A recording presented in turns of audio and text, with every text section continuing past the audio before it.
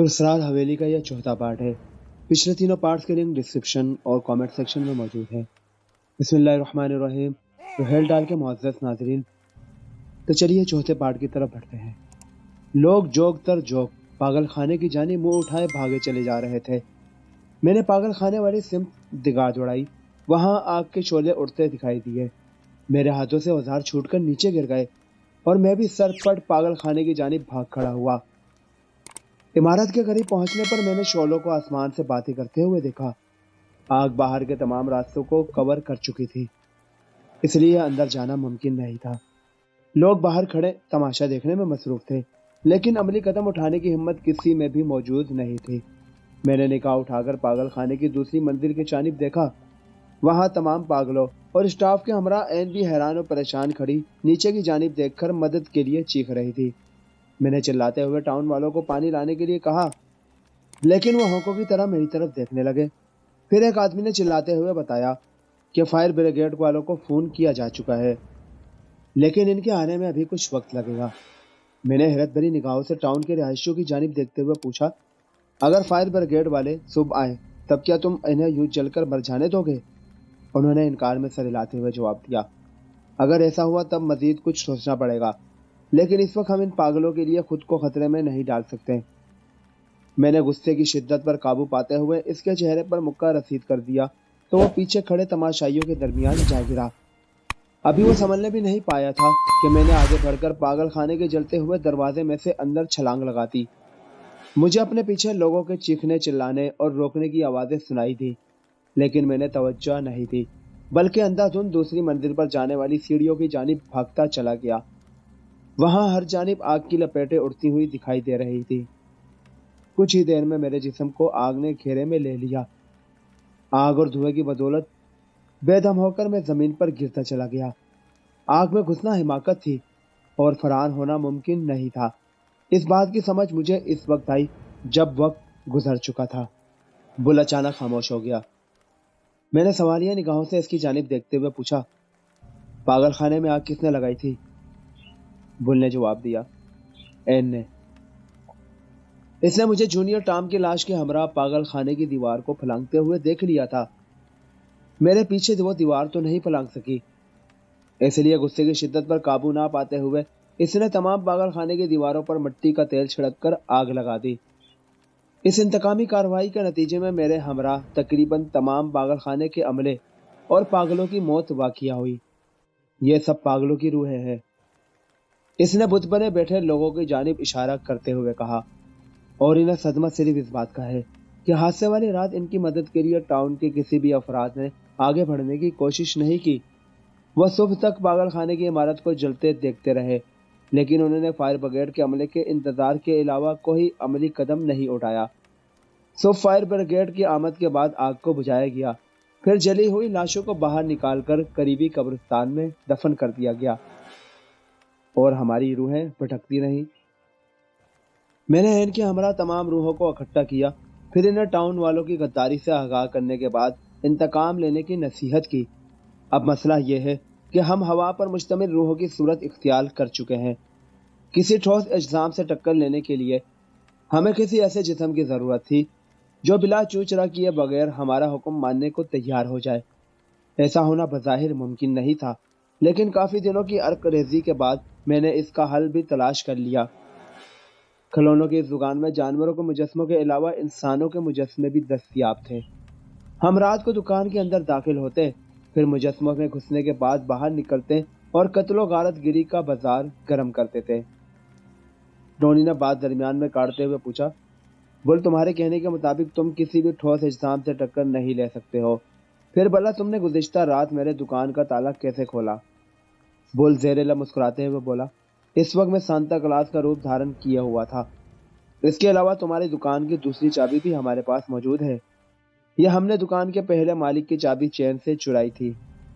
याद रहे, इसके बाद दुकान की 2 चाबियां थी। बहरहाल अब मसला यह है कि एन इस बात पर बजिद है कि इसे बच्चा चाहिए, जीता जागता हंसता खेलता बच्चा। तुम बताओ, मैं इसे बच्चा कहाँ से ला कर दूं? डोनी ने इस बात में सर हिलाया, फिर बोला, वाकई मसला गंभीर है। एन बजिद है कि इसे गोश्त पोस्ट से मुज़य्यन बच्चा चाहिए। لیکن خود وہ ہوا پر مشتمل روح ہے، بالفرض محال اگر اسے ایسا کوئی لاوارث بچہ مہیا کر بھی دیا جائے تب یقیناً وہ اسے تھامنے کے لیے کسی سخت قسم کے کھلونے کا سہارے لیتی جس کے ہاتھ پاؤں نہایت سخت اور کھردرے ہوتے ہیں۔ ایسی صورت میں بچہ اس کے سخت کرخت وجود کو بھلا کیسے برداشت کرتا؟ پھر بھلا اس بات کی بھی گارنٹی کیا ہو سکتی کہ کوئی اپنا بچہ اسے ہمیشہ کے لیے دے دیتا؟ میں سر پکڑ کر بیٹھ گیا اور مسئلے کے حل کے متعلق سوچنے لگا۔ بل نے مسکراتی نگاہوں سے میری جانب دیکھا اور بولا، صبح ہونے والی ہے دوست، ہمارے واپس جانے کا وقت ہو گیا ہے، کل رات کو دوبارہ آئیں گے ہم، تم مسئلے کا حل سوچ کر رکھنا، بصورت دیگر ہم مزید کچھ کارروائی کریں گے۔ ڈھونی نے پریشان نگاہوں سے اس کی جانب دیکھتے ہوئے پوچھا، مثلاً تم مزید کیا کرو گے؟ کیا ایسے ہی قتل و غارت کرتے رہو گے یا پھر انتقام لینے کے لیے بچوں کو مارنے کی کوشش کرو گے؟ بل کے چہرے پر سنجیدگی کے تاثرات پھیلنے لگے۔ وہ غسیلے لہجے میں بولا، آپ بیتی کی شروعات میں نے تمہیں بانسری والے لڑکے کی کہانی کے متعلق بتایا تھا، جس میں بانسری والا لڑکا ٹاؤن کے بچوں کو بانسری کی مدر دھن کی بدولت اپنے پیچھے آنے پر مجبور کرتا ہے اور انہیں ہمراہ لے کر پہاڑوں کے درمیان گم ہو جاتا ہے۔ ہمارا ارادہ بھی کچھ ایسا ہی ہے۔ حالات کے ذمہ دار ٹاؤن والے ہوں گے۔ وہ سب یخلق نگاہوں کے سامنے سے اوجل ہونے لگے اور پھر کچھ ہی دیر میں دکان ان کے ہوا پر مشتمل وجود سے آری ہوتی چلی گئی۔ ڈونی نے طویل سانس لیا اور اوپر اپنے رہائشی کمرے کی جانب چل دیا۔ ان کے مسئلے کا حل فی الوقت ڈونی کے دماغ میں موجود نہیں تھا، لیکن اسے امید تھی کہ تھوڑی دیر کی سوچ و بچار کے بعد وہ حل تلاش کر ہی لے گا۔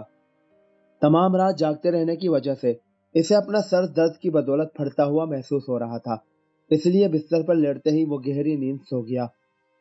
صبح 12:30 بجے اس کی آنکھ کھلی۔ کوئی دکان کے شٹر پر دستک دے رہا تھا۔ ڈھونی نے کمبل ایک جانب پھینکا اور نیچے دکان کی جانب چل دیا۔ شٹر کو زور زور سے ٹھڑٹھڑایا جا رہا تھا۔ اس نے آگے بڑھ کر کنڈی کو کھولا اور جھٹکے کے ساتھ شٹر کو اوپر کر دیا۔ سامنے سارجن اینتھونی اپنے ماتحتوں کے ہمراہ کھڑا تھا۔ اس کے چہرے پر حیرت کے تاثرات تھے۔ ڈونی کو دیکھتے ہی اس نے پریشان لہجے میں پوچھا، خیریت تو ہے؟ لگتا ہے کہ تم نے رات دکان کے اندر ہی گزاری ہے۔ ڈونی نے اس بات میں سر ہلایا اور بولا، وجہ صرف یہ ہے کہ میں پچھلی رات کو دکان میں داخل ہونے والے اشخاص کو رنگے ہاتھوں پکڑنا چاہتا تھا۔ تب پھر تم نے ایسا کیا کیا؟ سارجن اینتھونی نے سوالیہ لہجے میں پوچھا۔ تب ڈونی نے اس بات میں سر ہلایا اور انہیں دکان کے اندر آنے کے لیے کہتے ہوئے خود دکان سے ملحقہ اسٹور روم کی جانب چل دیا۔ یہاں الیکٹرک ہیٹر موجود تھا۔ اس نے جلدی جلدی 3 کپ کافی تیار کی اور انہیں ہاتھوں میں تھامے دکان میں آ گیا۔ سارجن اینتھونی تنقید کی نگاہوں سے دکان کا جائزہ لے رہا تھا۔ ڈونی نے کپ اس کے اور اس کے ماتحت کے سامنے رکھ دیا، پھر خود اپنا کپ تھامے کرسی پر بیٹھ گیا۔ سارجن نے استفہامیہ نگاہوں سے اس کی جانب دیکھا۔ تب ڈونی بولا، شاید تم ان باتوں پر یقین نہیں کرو گے جو میں بیان کرنے لگا ہوں، لیکن حقیقت یہی ہے کہ میری ملاقات گزشتہ رات کچھ روحوں کے ساتھ ہوئی ہے اور ان روحوں کا تعلق شیل ٹاؤن کے پاگل خانے سے ہے۔ پھر اس نے تمام واقعہ لفظ بلفظ سارجن اینتھونی کے سامنے دہرا دیے۔ وہ حیرت بھرے چہرے کے ساتھ خاموشی کے ساتھ کہانی سنتا چلا گیا، پھر طویل سانس لیتے ہوئے بولا، یقیناً ایسا ہی ہوا ہوگا۔ ان پاگلوں کی موت بہت دردناک طریقے سے وقوع پذیر ہوئی تھی۔ ٹاؤن کے کسی بھی فرد نے انہیں بچانے کی کوشش نہیں کی تھی۔ وہ سب جل کر بھسم ہو گئے تھے۔ اب اگر وہ انتقام لے رہے ہیں تب انہیں ایسا کرنے سے منع کرنا میرے اختیار سے باہر ہے، لیکن ہمیں ایسا کرنا ہوگا، ورنہ وہ ٹاؤن کے تمام افراد کو نہایت بے دردی کے ساتھ قتل کرنے کے بعد بچوں کو اغوا کر کے لے جائیں گے۔ سارجن اینتھونی نے اس بات میں سر ہلایا اور اذیت بھرے لہجے میں بولا، آج صبح تمہاری دکان بند ہونے کی اطلاع مجھے ملی، تب میں نے یہی سمجھا کہ واردات ہو گئی ہے، کیونکہ باقی ٹاؤن میں حالات بہتر ہی رہے تھے۔ اب اگر تمہارے کہنے کے مطابق روحوں کا معاملہ ہے تب بھلا میں اور تم کیا کر سکتے ہیں؟ تب ڈونی بولا، میرے دماغ میں ایک ایسی تدبیر ہے جس پر عمل کر کے ہم ان روحوں کے شر سے ٹاؤن والوں کو نجات دلوا سکتے ہیں، پر صرف ایک بچے کی قربانی دینی ہوگی۔ سارجن چونکتے ہوئے بولا، تمہارے کہنے کا مطلب یہ ہے کہ ٹاؤن کی کسی گھرانے کو اپنے بچے کی قربانی دینی ہوگی؟ یہ ناممکن ہے، ایسا کوئی بھی نہیں کرے گا۔ ہمیں مزید کوئی حل سوچنا ہوگا۔ اس مسئلے کا حل اس کے علاوہ مزید کوئی نہیں ہے۔ تم خود بتاؤ، روحوں کے حملے سے ٹاؤن والوں کو کیسے محفوظ رکھ سکتے ہو؟ کیا پولیس کی نفری انہیں ان کے عزائم سے منع کر سکتی ہے؟ اگر ایسا کر سکتی ہوتی تو اب تک کر چکی ہوتی۔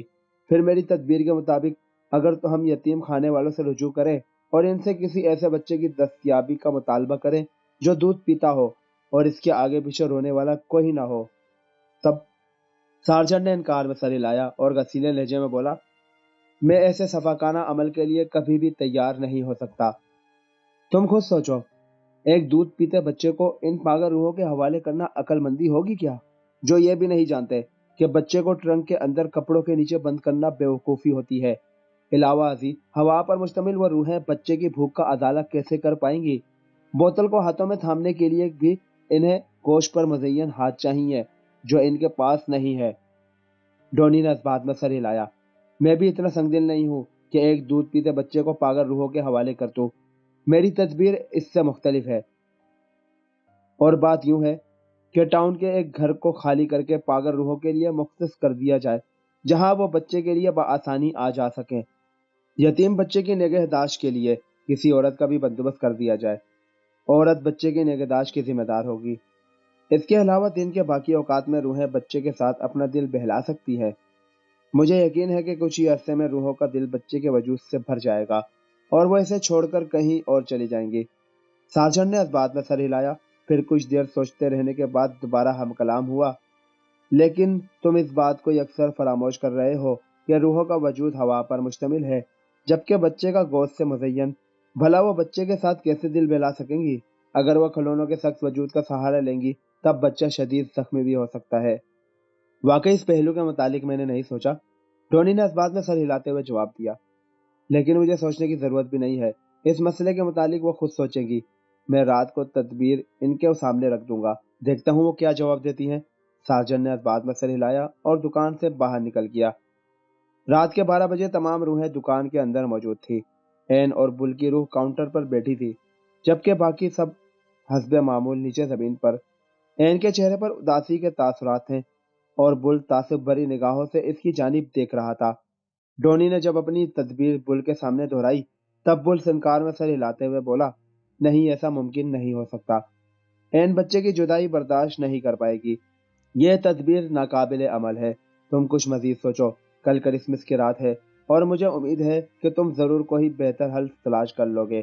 ڈونی نے بیچارگی کے عالم میں بل کی روح کی جانب دیکھا اور بولا، مجھے نہیں لگتا کہ میں تمہارے گھمبیر مسئلے کا حل تلاش کر پاؤں گا۔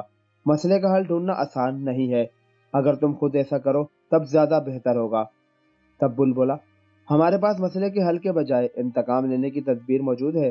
کارروائی کے متعلق تمہیں کل معلوم ہو جائے گا۔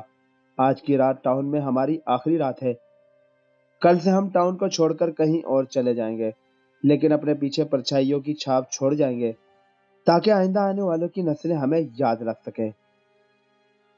تم کیا کرنے والے ہو؟ ڈونی نے پریشان لہجے میں پوچھا۔ کچھ بھی نہیں، کل تمہیں خود ہی معلوم ہو جائے گا۔ اس مختصر بات چیت کے بعد تمام روحیں وقتاً فوقتاً غائب ہونے لگی۔ ڈونی نے کندھے اچکائے اور دکان کے اوپر بنے اپنے رہائشی کمرے کی جانب چل دیا۔ کمرے میں بستر لگا ہوا تھا۔ ڈونی نے لحاف کو سر تک اڑا اور سونے کی کوشش کرنے لگا۔ رات نہایت سرد اور طویل ثابت ہوئی۔ تمام رات طوفانی ہواؤں کی بدولت ٹاؤن کا ماحول سنسناتا رہا۔ صبح کے قریب خاموشی طاری ہو گئی۔ ڈونی نے اٹھ کر کافی کے لیے پانی الیکٹرک ہیٹر پر رکھا اور کمرے کی کھڑکی کو کھول دیا۔ آسمان سفید بادلوں کے گھیرے میں تھا۔ روحی کے سفید گالوں کی بدولت منظر صاف دکھائی نہیں دیتا تھا۔ ٹاؤن کی سڑکیں برف کی بدولت سفید ہو رہی تھی۔ ماحول نہایت سرد اور برفیلا تھا۔ اس نے جھرجھری لے کر گھڑی کو بند کیا، پھر کافی پینے کے بعد تیار ہو کر دکان میں چلا گیا۔ حالات معمول کے مطابق تھے، لیکن دکان کے درمیان میں سے سانتا کلاس کا مجسمہ غائب تھا۔ اس نے حیران ہو کر دکان کا مزید جائزہ لیا۔ مجسموں کے علاوہ باقی سامان موجود تھا۔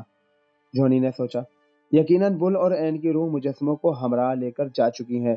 شاید انہیں اپنے مقصد کی کامیابی کے لیے مجسموں کی ضرورت پڑ گئی ہوگی اور یقیناً کچھ ہی دیر میں ان کی انتقامی کارروائیاں نمایاں ہونے والی تھی۔ اس نے سر کو جھٹکا اور اپنے کام میں مصروف ہو گیا۔ دکان میں آدھا دن نہایت مصروفیت کے عالم میں گزر گیا۔ دوپہر کا کھانا کھانے کا وقت بھی نہیں مل رہا تھا، لیکن سپہر 4 بجے کے قریب اچانک ہی بازار میں بے چینی کی کیفیت پھیلنے لگی۔ ماحول سرگوشیوں کی بدولت تجسس پیدا کرنے لگا۔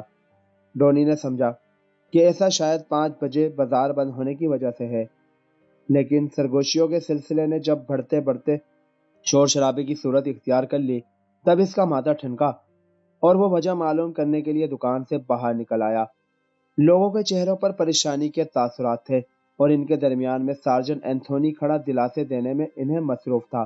ٹونی نے آگے بڑھ کر سارجن اینتھونی سے معاملے کے متعلق دریافت کیا۔ تب سارجن بولا، ٹاؤن کے 15 بچے اچانک ہی لاپتہ ہو گئے ہیں۔ ان کے ماں باپ کا کہنا ہے کہ بچے اپنے دوستوں کے ہمراہ قریبی پارک کی جانب گئے تھے، پھر ان کے چند دوست واپس آ گئے، زیادہ تر واپس نہیں آئے۔ گمشدہ بچوں کے دوستوں سے پوچھ گچھ کرنے پر صرف اتنا معلوم ہوا کہ پارک کے باہر سانتا کلاس بارہ سنگھے کے ساتھ جتی ہوئی بگی میں موجود تھا۔ بچوں نے بگی میں بیٹھنے کا تقاضا کیا، تب سانتا کلاس نے انہیں بگی میں بیٹھنے کی اجازت دے دی۔ اس کے ہمراہ ایک بوڑھی عورت بھی برجمان تھی، جس کے ہاتھوں میں لاٹھی موجود تھی۔ لاٹھی کے اوپر عقاب کی تصویر منقش تھی۔ سانتا کلاس نے بارہ سنگھے کو چابک رسید کیا، تب بارہ سنگھا ٹاؤن سے کچھ ہٹ کر جنگلات کی جانب بھاگ کھڑا ہوا۔ اس کے بعد وہ بارہ سنگھے کی سواری اور سانتا کلاس دوبارہ دکھائی نہیں دیا۔ تب ہم بچے مایوس ہو کر ٹاؤن کی جانب چلے آئے۔ ڈونی نے سارجن اینتھونی کو دکان میں آنے کی دعوت دی اور دکان کی جانب چل دیا۔ سارجن اینتھونی اس کے پیچھے تھا۔ دکان میں داخل ہونے کے بعد ڈونی نے سانتا کلاس کے مجسموں کی خالی جگہ کی جانب اشارہ کرتے ہوئے کہا کہ دونوں مجسموں کو یہاں سے چرایا گیا ہے۔ بارہ سنگھا اور رتھ انہیں کہاں سے دستیاب ہوا، میں نہیں جانتا۔ سارجن اینتھونی نے جگہ کا معائنہ کیا، پھر ڈونی سے مخاطب ہوتے ہوئے بولا، یقیناً وہ ایسا کچھ دن پہلے بھی کر چکے ہیں اور شاید تمہارے دکان خریدنے سے پہلے بھی جانوروں کے بت بھرے مجسموں میں گھس کر انہیں اپنے مقصد کی تکمیل کے لیے استعمال کرتے رہے ہیں۔ ڈونی نے اس بات میں سر ہلایا، تب وہ پریشان لہجے میں بولا، لیکن آج تو انہوں نے حد ہی پار کر دی، 15 بچوں کو اغوا کر لیا۔ ابھی تک اغوا کی خبر ٹاؤن سے باہر نہیں گئی، اگر چلی گئی تب ہماری بہت بدنامی ہوگی۔ ڈونی نے دوبارہ اس بات میں سر ہلایا، پھر اسے روحوں کے ساتھ گزشتہ رات والی میٹنگ کے متعلق بتایا اور اسے سمجھایا کہ وہ ایک کہانی کو اپنانے کی کوشش کر رہے ہیں، جس کے مطابق ہیرو بانسری بجا کر بچوں کو ہمراہ لے کر جنگل میں غائب ہو جاتا ہے اور بعد میں معاوضے کا تقاضا کرنے کے بعد بچوں کو رہا کر دیتا ہے۔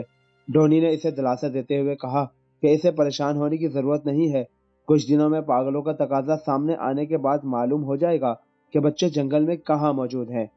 سارجن اینتھونی بولا، پاگلوں کے تقاضے کے متعلق ہم سب بخوبی آگاہی رکھتے ہیں اور تقاضے کی فراہمی ہمارے اختیار سے باہر ہے، پھر بھلا وقت کیوں ضائع کریں؟ ہمیں بچوں کی تلاش میں جنگل کا رخ کر دینا چاہیے، نہ جانے سرد رات کے دوران وہ پاگل روحیں انہیں کہاں چھپاتی پھر رہی ہوں گی۔ ڈونی نے گھڑی کی جانب دیکھتے ہوئے جواب دیا، 5 بجنے والے ہیں، روحوں کے باہر نکلنے کا وقت قریب ہے، کیا ایسے اوقات میں تم جنگل کی جانب جانے کی جسارت کرو گے؟ میرا مشورہ یہ ہے کہ ایسے اوقات میں وہ تمہیں نقصان پہنچانے سے گریز نہیں کریں گی۔ علاوہ ازیں میرا مزید مشورہ یہ ہے کہ تم بچوں کے ماں باپ کے ہمراہ آج رات میری دکان میں بسر کرو۔ اگر وہ رات کو دکان میں آتی ہیں تب ہم باقی کا معاملہ گفت و نشید کے ذریعے حل کرنے کی کوشش کر سکتے ہیں۔